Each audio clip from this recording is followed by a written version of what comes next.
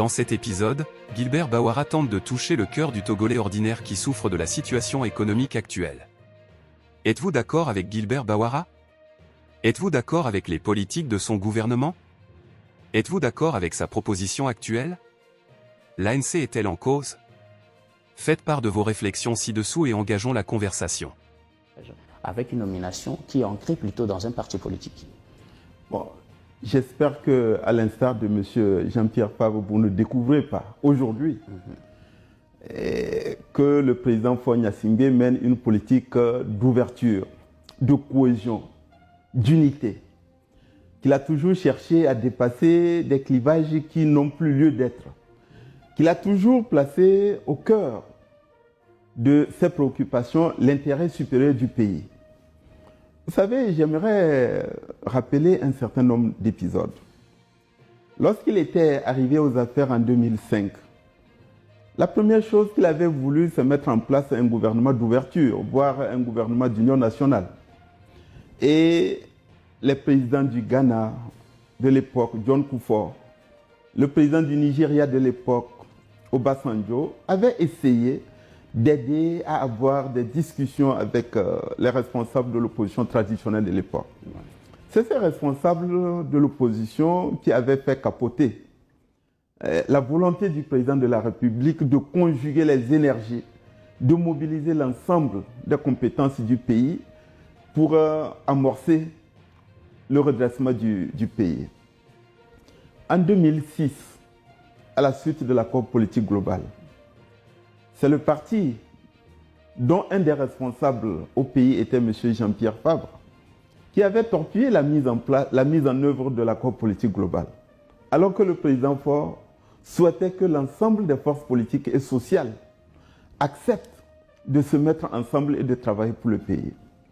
En 2014, c'est M. Jean-Pierre Favre qui, malgré les efforts d'ouverture, de compromis manifestés par la majorité présidentielle, qui souhaitait procéder à une réforme de la Constitution. Sur les points sur lesquels nous nous entendions, c'est M. Jean-Pierre Favre, entre autres, qui avait empêché la réalisation de ces réformes en tenant le discours selon lequel pas de réforme, pas d'élection. Mais pourtant, il a été candidat à l'élection présidentielle de 2015. Dans la foulée de cette élection présidentielle de 2015, les présidents ivoiriens Ouattara et le président ghanéen s'étaient rendus au Togo avant la proclamation des résultats pour encourager le président de la République et les forces politiques à accepter de travailler ensemble pour l'intérêt du pays. C'est toujours M. Jean-Pierre Favre et ses amis qui avaient empêché la concrétisation de cette volonté.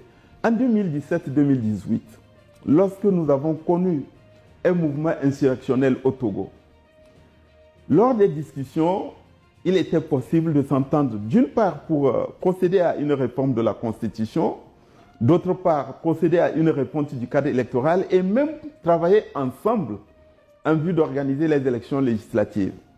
Je voudrais vous dire aujourd'hui qu'en 2017-2018, le principal acteur et la principale force politique qui a torpillé la perspective d'un compromis, c'était l'ANC et c'était M. Jean-Pierre Favre, qui avait prétendu, encouragé peut-être en cela par un certain nombre d'acteurs depuis l'étranger, qu'il n'y aurait pas d'élection.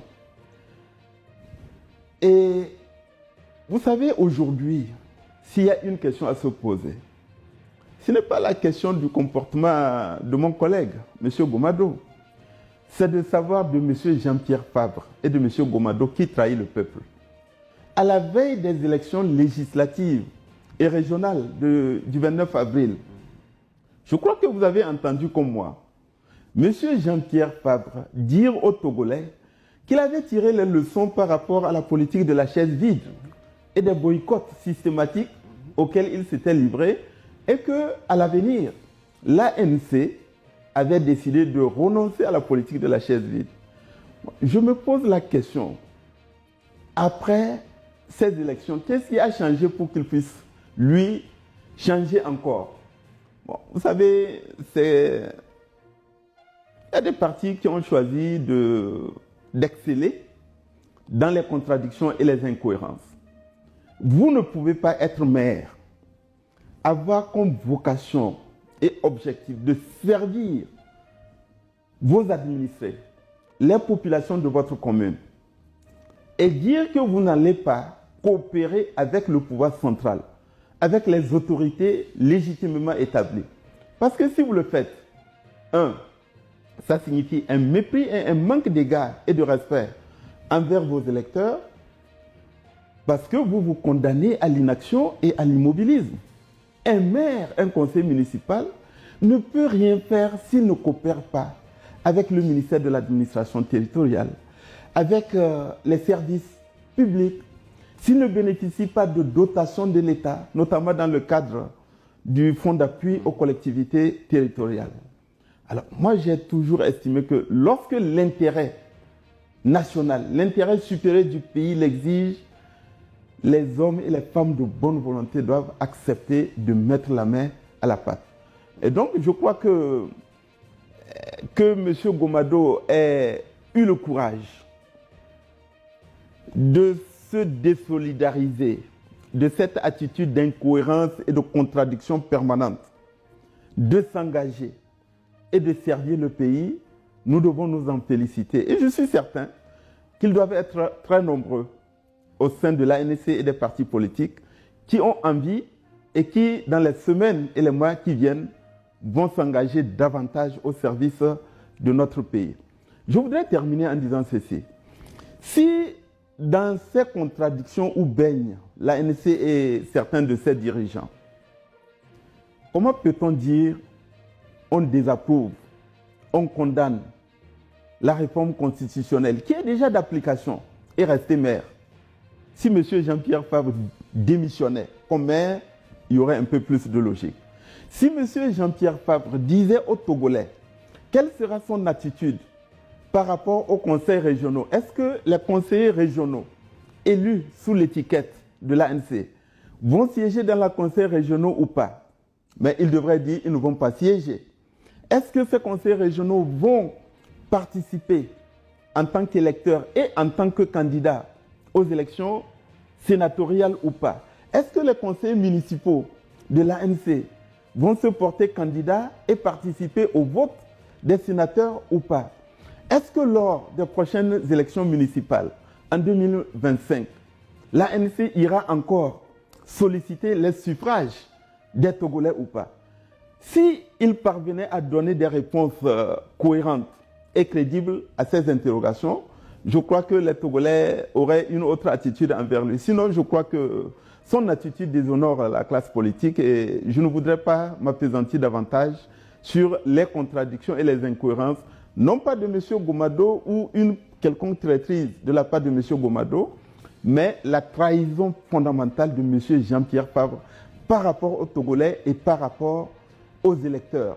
Aller aux élections et ensuite jeter par-dessus bord les suffrages et la confiance que vous ont manifesté les Togolais, ça s'appelle du mépris et un manque de respect pour les Togolais. Je souligne que l'ANC a rejeté, d'ailleurs ne reconnaît pas les résultats de ces élections, ce qui justifie selon ce parti son boycott de son siège à l'Assemblée nationale. Et pour son attitude face aux prochaines élections, on attend tous de voir quel sera le mot d'ordre de ce parti. Mais au-delà de l'ANC, Monsieur le ministre, on remarque également la nomination d'autres personnalités issues d'autres partis politiques, alors qu'à l'issue de ces élections législatives, surtout et régionales, on sait que le parti UNIR a la grande majorité des sièges et pourrait gouverner seul. Ceci nous interroge sur les relations actuelles entre le parti UNIR et les autres partis d'opposition.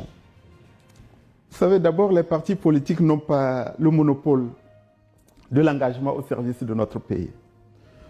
Et du peu que je connais du président de la République, Faustin Gnassingbé, il ne s'est jamais déterminé. Il ne pose pas ses actes en fonction des appartenances partisanes, en fonction de l'engagement partisan de tel ou tel. D'abord et avant tout, c'est l'intérêt du pays. Qu'est-ce qui va dans le sens de l'intérêt du pays?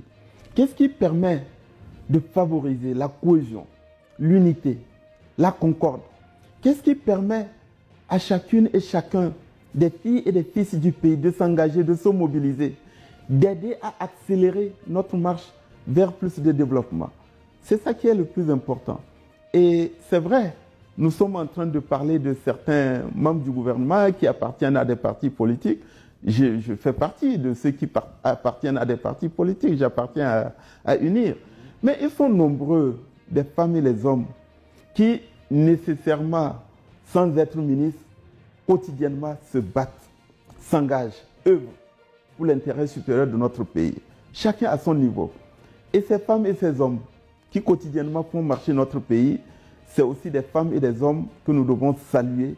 C'est des femmes et des hommes que nous devons mettre en valeur et valoriser pour leur engagement et leur mobilisation pour le développement et la cohésion de notre pays.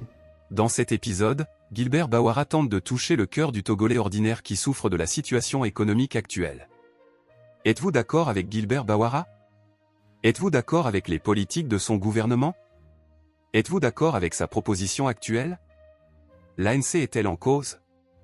Faites part de vos réflexions ci-dessous et engageons la conversation.